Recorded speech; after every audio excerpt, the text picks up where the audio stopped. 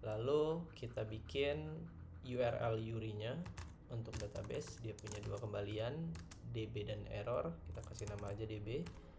SQL open Postgre, nama databasenya.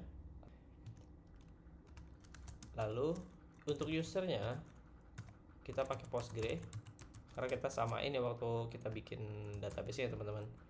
Lalu passwordnya juga Postgre. Hostnya kita menggunakan localhost dan portnya saya menggunakan 5433. Nah, kalau teman-teman waktu membuat database-nya itu menggunakan 5432, berarti teman-teman harus pakai 5432 sesuai dengan database atau server yang udah teman-teman buat. Lalu database name-nya yaitu Postgre, dan jangan lupa kita SSL mode-nya kita buat disable ya teman-teman. SSL mode disable. Cukup. Lalu kita handle errornya sama dengan nil. Maka kita panic. Jangan lupa kita ping juga database-nya.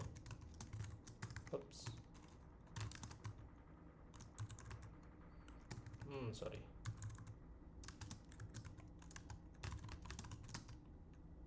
Panic. Oke. Lalu kita kembalikan return DB. Cukup ya teman-teman.